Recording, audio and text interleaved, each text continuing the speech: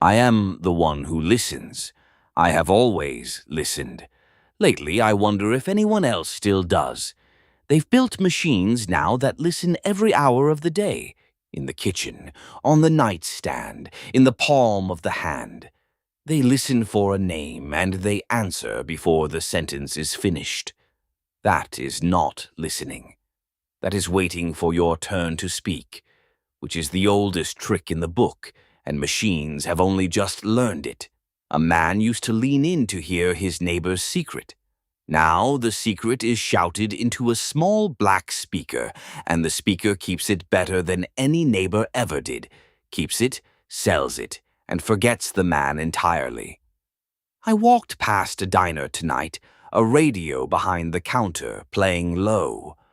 A woman was listening to it the way people used to, head tilted, eyes somewhere else, actually there. She didn't know I was watching. She never does. There was a recipe on that broadcast if you were paying attention. There usually is on the stations still worth tuning in for. This is old-time radio news, where the theater of the mind is still alive and well. Let's head back to 1976 and CKIQ News in Kelowna. Washington News Tonight, and it's not pretty. A Senate committee headed by Idaho's Frank Church has wrapped up over a year of digging into the CIA, the FBI, and the National Security Agency. And what they found is that somebody's been listening. Wiretaps, opened mail, files on private citizens who never broke a law in their lives. The report runs some 14 volumes. Guess when you're that determined to eavesdrop, you generate a lot of paperwork. 14 volumes on people listening in where they shouldn't? Wayne, that's not government work, that's just nosy. Susie, that's the most accurate one-word description of Washington I've heard all year. Speaking of listening in, my mom's neighbor, Mrs. Kowalchuk, finally got her phone off the party line. For 8 years, she's been complaining about sharing it with the Petersons, says she can finally have a conversation without somebody clicking in halfway through to see who's talking. So Washington spends a year and 14 volumes proving people don't like being listened to. Mrs. Kowalchuk could have told them that for free. Might have saved the taxpayer some money. We'll be right back with another show from the golden age of radio. Tonight, it's The Whistler and Meet Mr. Death, 1945. You know, some of the best recipes in this house were never really written down properly. They just sort of happened. And then everybody wanted them again the next time company came round. That's the story of my nuts and bolts. No exact measurements to speak of. A bit of whatever cereal's in the cupboard, a good glug of Worcestershire, and enough butter to hold it all together. My family's had a batch going most weekend evenings for as long as I can remember. Goes just fine with the radio on and everybody talking over top of it. This week, I've bundled that one up with 2 more from my own recipe box. A date square that'll remind you of somebody's mother, and a hot spice cider for when the evenings start to cool off. 3 recipes, $5, and not a one of them's ever been in a bookstore. You'll find them at Norma's Kitchen. That's Etsy or PayHip, whichever you prefer. Give them a try, and let me know how yours turns out. Everybody's does a little different, and that's really how it ought to be. That's Norma's Kitchen. Thanks for listening. 14 volumes. Government spends a year listening in on folks, then writes 14 volumes so everybody knows about it. Backwards way of doing things, you ask me. Nobody asked you, dear. Nobody ever does. That's the story of my life. Funny. You complain about people listening in where they shouldn't, and you've had your ear glued to that radio every night for 30 years. That's different. Nobody's forcing me to listen, and I don't write it down in 14 volumes after. No, you just repeat it to Chris every time he walks in the door, whether he wants to hear it or not. Boy could stand to hear a few things. Like the Ogopogo, I suppose. That's a log, Norma. Man doesn't need 14 volumes to know a log when he sees one. Chris's girlfriend saw it too.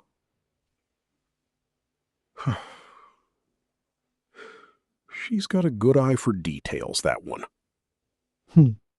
That's what I thought you'd say. Signal gasoline. Let every traffic signal remind you, you do go farther with Signal gasoline. Yes, you do go farther with Signal.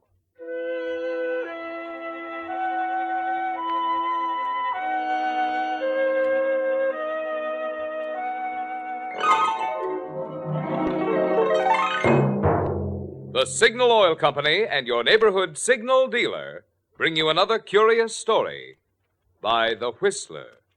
Tonight, meet Mr. Death.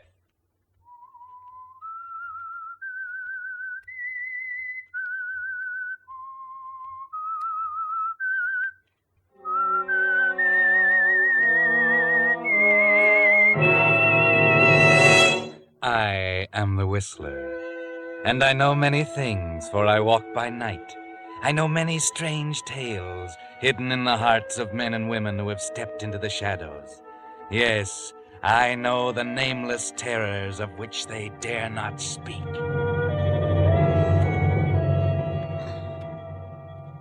"1915 was a big year for a lot of people in New York City. Herman Arnold, for instance. Herman Arnold, the gambler, was murdered. And because of that, it was a big year for Jerry Mason, drugstore clerk.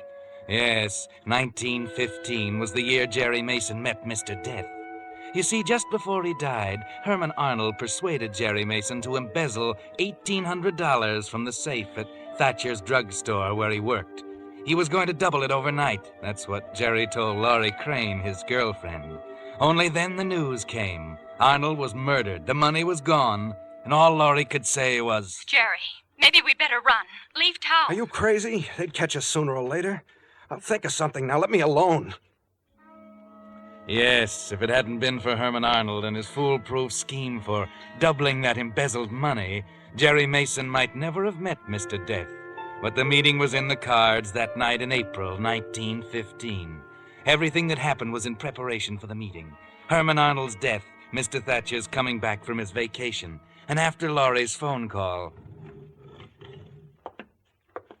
Hello? Huh? Oh, sorry I kept you waiting. The phone... Yeah, got some aspirin? Yeah, sure. There you are, 25. Open kind of late tonight, aren't you? Here. Yeah, I was about to close up when you came in. That's 25 out of... Hey, What's the matter? well, you gave me a $1,000 bill. Yeah, I know. There's something else I want to buy besides aspirin. Well, I can't make change for this. You can keep the change. Huh? And there are 4 more just like that one for you, when you deliver.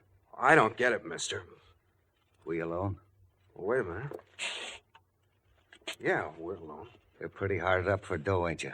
Small matter of $1,800. Who told you? Never mind, I know.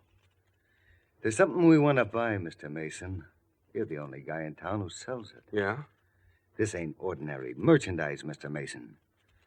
I understand you have a regular customer by the name of Ted Townley. Yeah, the newspaper columnist. What's he buy here? Has his prescriptions filled. What kind of prescription? Chloral hydrate. He can't sleep at night without it. Pretty powerful drug, ain't it? Not in small doses. I put it up for him in capsules. I see.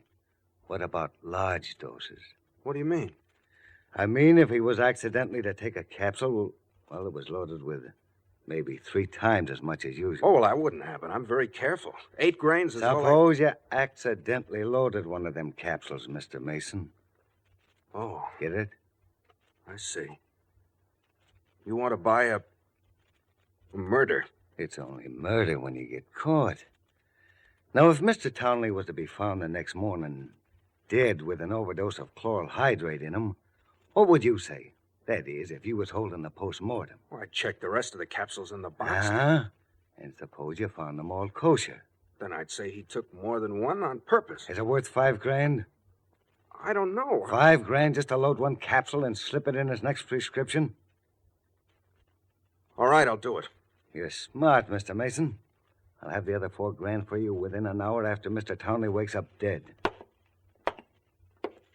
Good night, Mr. Mason. $5,000. I'm okay. I better close up now. Pardon me. But- How'd you get in here? I came in through the side door. I've been looking at the magazines over there behind the rack. I'd like to purchase this How long issue. have you been here? Oh, half an hour or more. I hope you don't mind. That man who just left? Yes, I saw him. I didn't want to interrupt. You both seem to be so interested. You heard what we were saying? Oh, I didn't pay much attention. You see, I'm quite excited. I'm going on a trip to Europe.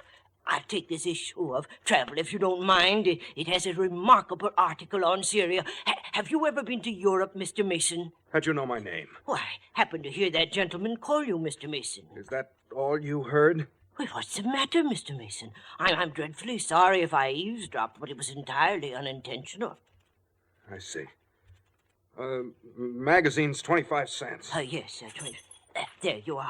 Thanks. I'm so excited about my trip I can hardly close my eyes at night. It's a good thing I don't do this very often. They say a large proportion of American businessmen die prematurely because they can't sleep at night. What made you say that? Why, it's true. You know, Mr. Mason, this will be the first time in my life I've left New York State, except for a trip or two to Jersey City, of course. No wonder I'm excited, eh? When are you leaving? May 1st. Oh, say, I wonder if you'd do me a favor. What? Well, the next issue of Travel has an article on English inns. I wonder if you'd be kind enough to put one aside for me. Okay, I'll save you. Oh, I'll come in for it. It should be a week or so, shouldn't it? Well, just before the 1st of May. Thank you. Thank you so much. I'll be going Oh, now. I'm sorry about being so touchy. You know, that other customer, he kind of had me on edge. He kept talking in riddles. You hear what he was telling me? Well, just a word now and then. Enough to... To what? To know it was none of my business. Good night, Mr. Mason. I'll be back on April 30th for the magazine.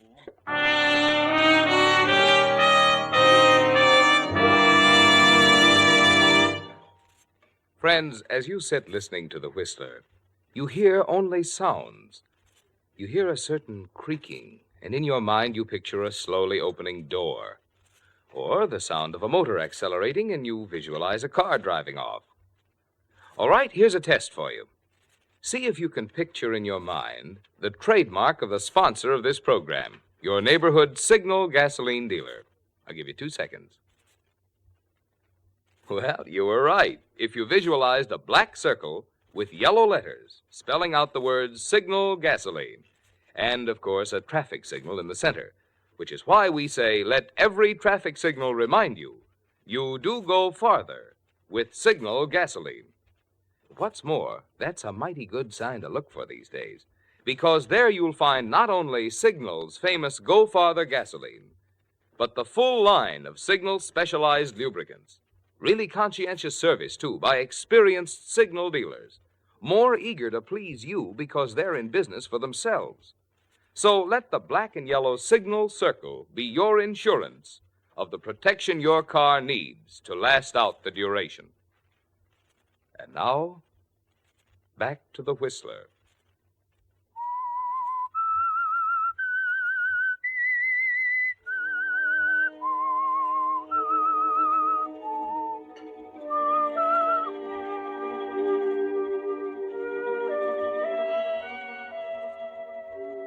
So Jerry Mason didn't close the store that night after the little man had left with his travel magazine. He just stood there at the counter thinking for a long time. Then he went back to the pharmacy department and took down a jar of chloral hydrate and a few gelatin capsules. Yes, it could be done easily, simple as ABC. The easiest $5,000 he'd ever make in his life. Or perhaps the hardest. That little man with a travel book. How much had he heard? You watched him carefully, Jerry. It wasn't a sign he knew anything. Go home and get some sleep. Forget about Laurie waiting for you at her apartment. Forget about the little man. Just go home and get some sleep.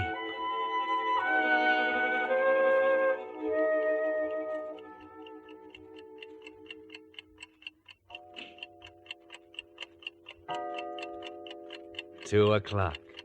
Forget about the little man, Jerry. Just an innocent old fuddy-duddy who happened to stroll in that side door at the wrong time. Go on, get some sleep.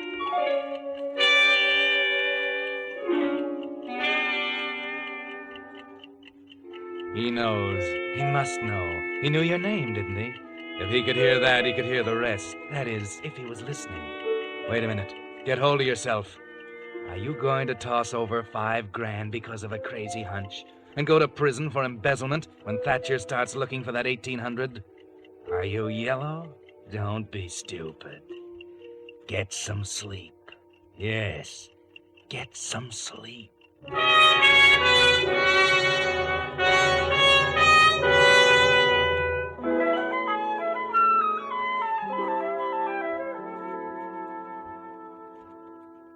Jerry, you look like a ghost. I couldn't sleep all night. I gotta decide right now.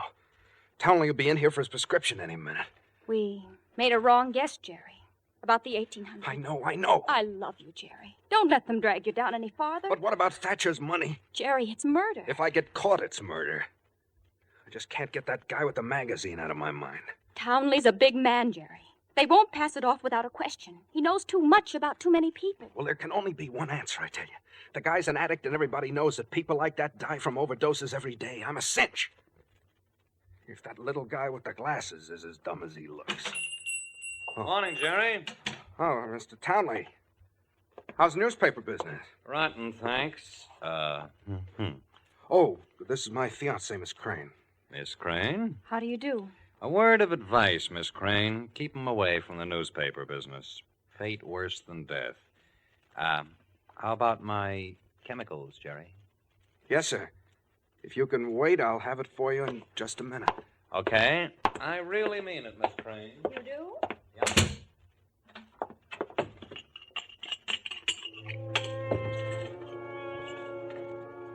Maybe she's right, Jerry. Maybe you'd better forget the whole mess. And yes, throw away $5,000. More money than you'll ever have if you live to be 100. Townley's a nice guy. Be ashamed to bump him off. Maybe Thatcher will listen to reason about the discrepancy. Let you off easy. Yes, take that capsule out and look at it for a minute. $5,000. Right in the palm of my hand. 5,000. All right, Mr. Townley. There's one for good measure.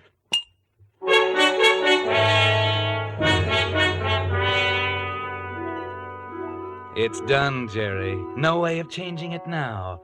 And even you're surprised when it pays off only 2 nights later. 2 more nights without sleep, by the way. It's about midnight when you hear someone at the door. Oh, now, who could that be at this time of night? Yes? You Jeremiah T. Mason? That's right. Sorry to get you out of bed this time of night, Mr. Mason. I'm Hodges, Homicide Bureau. Homicide? Don't be alarmed. Just making a routine investigation. It hasn't come out in the papers yet, but Ted Townley, the columnist, was found dead in his apartment this afternoon. Overdose of sleeping powder. I see. Well, come in, please. Thanks. Sit down. Yeah. I'll only be a minute. I understand you're employed by the Thatcher Drug Company where Townley got his prescriptions filled. Yes, as a matter of fact, I usually put them up myself. What was the drug? Chloral hydrate. Mm-hmm.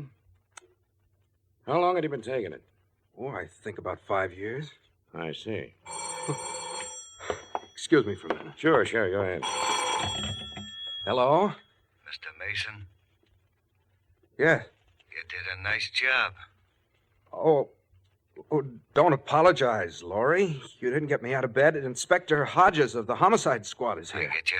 It seems Townley, the columnist, was found dead in his apartment. I'll address that door to General Delivery. Name of Charles Henshaw. Got it? Yes, that's it. He got the drug from us. That's why the inspector's here. Take it easy, pal. Remember, they ain't got a thing on you. So long. All right. Good night, dear. I'll see you tomorrow. Sorry, Inspector. That's okay. Nothing irregular about the case, of course. Stomach contents analyzed as chloral hydrate. Doctor tells me he'd had trouble with Townley. Said the guy was turning into a regular addict. Well, if there's anything I can do... Forget it. This'll probably close it up. Don't think you'll even have to testify. Well, thanks a lot, Mason. Sorry I had to disturb you. Well, that's quite all right, Inspector. Good night, Mason. Hey, better get back to bed and get some sleep. You look like you've had a hard day.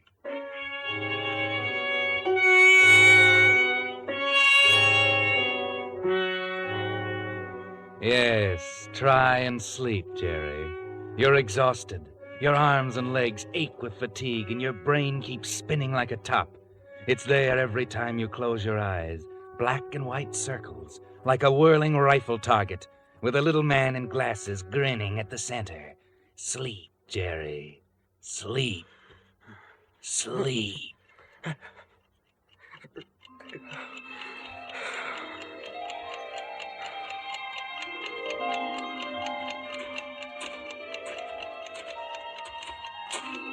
Well, what's this, Jerry? Could you be dreaming that you're walking in Central Park alone? There's not a breath of air. The leaves of the trees hang limp and motionless. It's too quiet to be real. Oh, Mason. Huh? What? Townley. Mr. Townley, you can't... Oh, yes, I can. Here, I want you to meet a friend of mine. Why, you're... No. Oh, yes, we've met before, Mr. Townley. I happened in the drugstore on the night Mr. Mason made arrangements for your departure. Mason, I want you to meet Mr. Death. Mr. Death? Right? Odd name, isn't it? Death, D-E-A-T-H. You see, I've retained Mr. Death to handle my case. He specializes in cases of this kind. You know, double crosses, cold-blooded murders, that sort of thing. He's a man of exceptional ability. I was lucky to get him. What do you mean? Mr. Death is what you might call a retributionist. Precisely. A retributionist. Deal in retribution, evening up old scores. Rather uncommon practice. Yes. You see, Mr. Mason, we operate on the premise that it's still murder, even if you don't get caught. No, Now, it isn't. Now, relax, Mr. Mason. You haven't a thing to worry about. Everything is taken care of. All the details can be worked out before I leave on my trip. You've seen this issue of Traveler, Mr. Mason. Remarkable article on Syria. No, you're wrong. I had nothing to We're do not angry at you, Mason. For that matter, you did me a favor. I much prefer this to the newspaper business. There's no reason why we can't handle this matter of retribution as a nice, friendly little deal. Of course we will. Now, let's talk about your trip. My trip? My one passion is travel, Mr. Mason, and I suspect you have hidden leanings toward it yourself, so I've arranged for you to take a trip, too. No. It'll be a much more interesting trip than mine, I assure you. I don't have the itinerary as yet. No, go away! Go away! Go away! No, go. It was a dream. It was only a dream.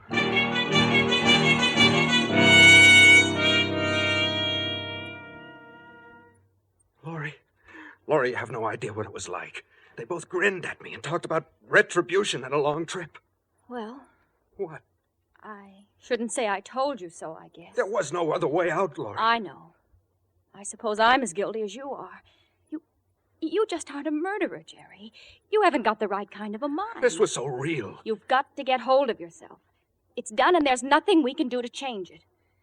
Now, where's the money? Here. I picked it up at the post office this morning. Small bills. Good. I'll return it to the safe. Mr. Thatcher might get in early. You'll have it all ready for him. And I'll be back later this afternoon. Now, you've got to get some sleep. I know, but every time I close my eyes, I see him. Forget him, will you? I told you, it's only your imagination. All right. I'll go to sleep. Oh, before you go, fix me another bromide, will you?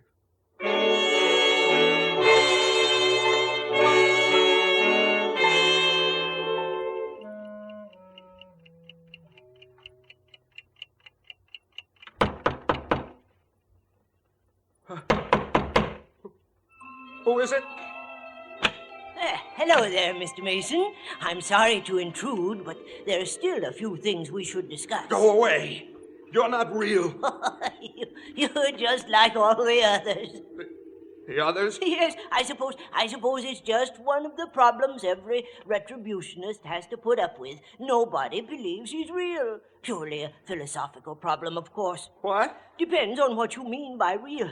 But that isn't getting us anywhere, is it? Now, let's see. Mr. Townley left me several instructions here. Oh, by the way, he sends his apologies. He wasn't able to come this afternoon. What do you mean, instructions? Oh, of course. I haven't had a chance to explain how retributionists operate, have I? No. Well, we're like architects, Mr. Mason. Architects? Precisely. You see, we get a general picture of the client's needs, then we present a plan.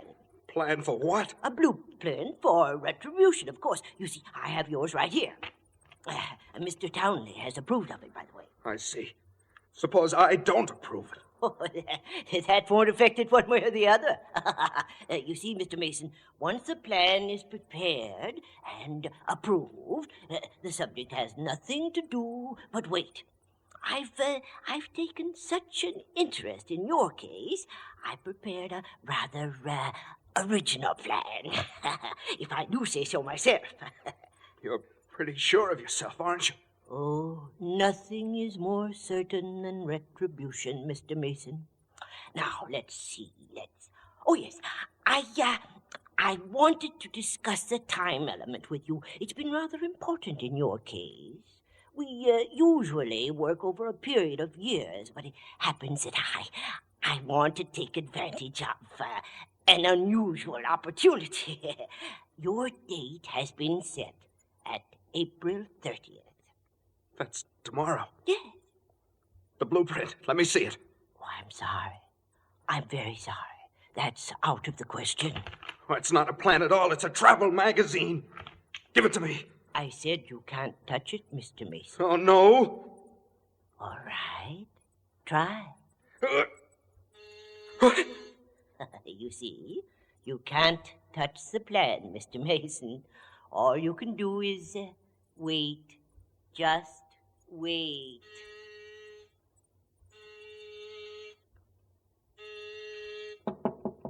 Jerry? What? Jerry, it's me, What? Laurie. Open the door.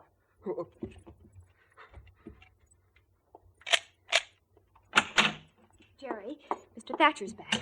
About an hour after I put the money in the safe. I told him you were sick. April 30th, he said. Tomorrow. Well, what's the matter? Nothing to do but wait, huh? Tomorrow, he's coming back for that travel magazine, the one I saved for him. Well, you're out of your mind. I'm okay.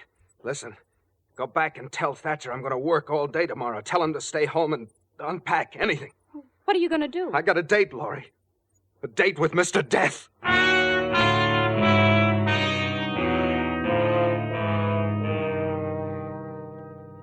A date with Mr. Death. But remember, you were dreaming, Jerry. But now the dream's getting all mixed up with reality. That's the way your mind gets all mixed up. You're going on your nerves now. 5 days without sleep. 5 days on double bromides. Your muscles ache and there's a throbbing pain at the base of your skull. And though you don't sleep the rest of the night, Mr. Death's still there, grinning at you from the center of the black and white rifle target, waiting for tomorrow. He doesn't know you're not going to take it lying down, that there's something you can do besides wait, something he might not expect when he comes in as he promised he would pick up the new travel magazine. You stagger through the next day, and finally, just as before, the door opens at about closing time. Hello there, Mr. Mason. Oh, it's you. I hope you remembered about the travel magazine. Yes, I remembered. Here you are. Thank you. Thank you so much, Mr. Mason. 25. Yes. Say, where do you live? Up on East 78th Street, near the river. I live up that way. I'm about to close up now. I'll take you home. Oh, fine.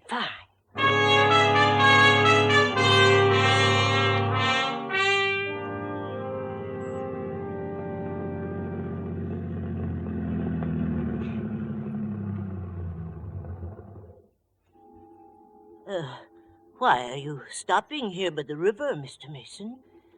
All right, Mr. Death. It's April 30th. What do you mean? You heard what we were talking about that night, didn't you? Got the whole works. What? Lean back and wait, huh? Just sit around and wait for you to spring the works on the cops. Tell them I killed Ted Townley. Did you have that in mind for April 30th, huh? Tonight, maybe? I didn't. Oh, yes, you did, Mr. Death. Retribution, huh? Well, maybe this is something you forgot to put in your blueprint.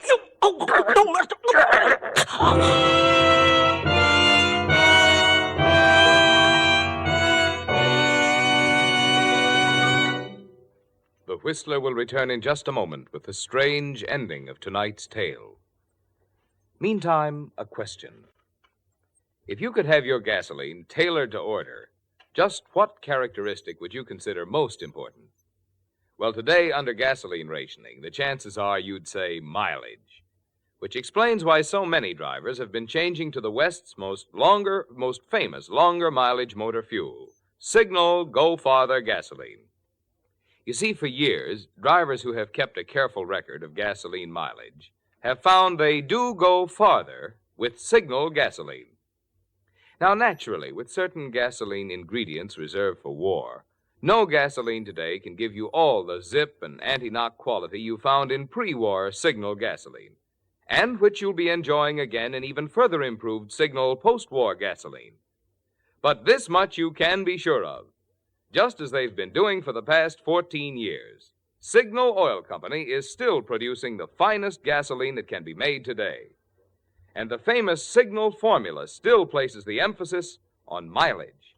So to make sure you're getting the most miles from every ration coupon, stop at the station wearing the black and yellow Signal circle and get your best buy today. Signal Go Farther gasoline. And now, back to the Whistler.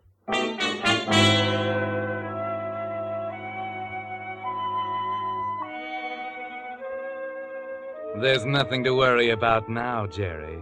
Mr. Death is out of your life for good, deep in the river with a 100-pound chain around his neck, and there are no prying friends or relatives to inquire for him. You can sleep now, and it's wonderful, isn't it?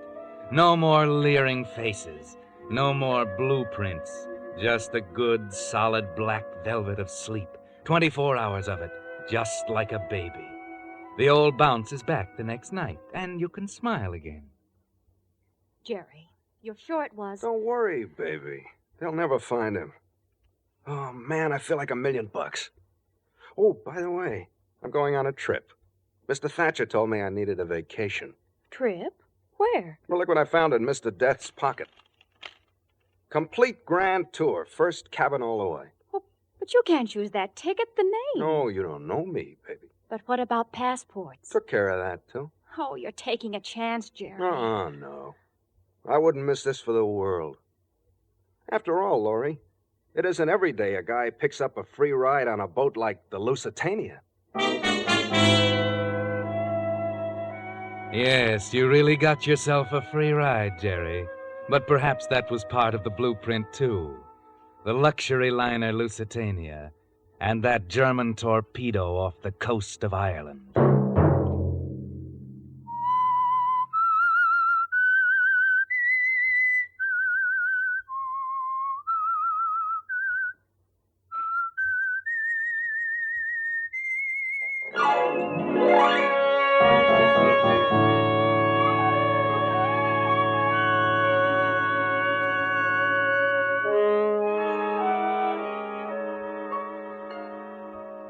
Next Monday at 9 o'clock, The Whistler will bring you another strange tale.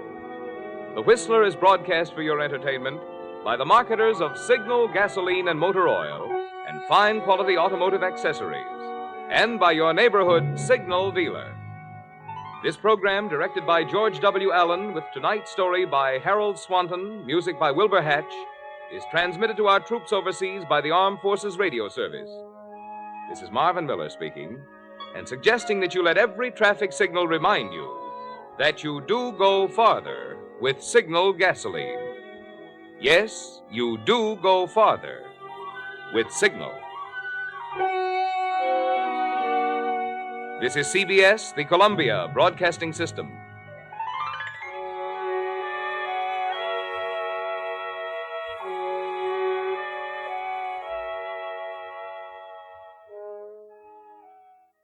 Somebody once told me that if you want to know a place, don't look at it.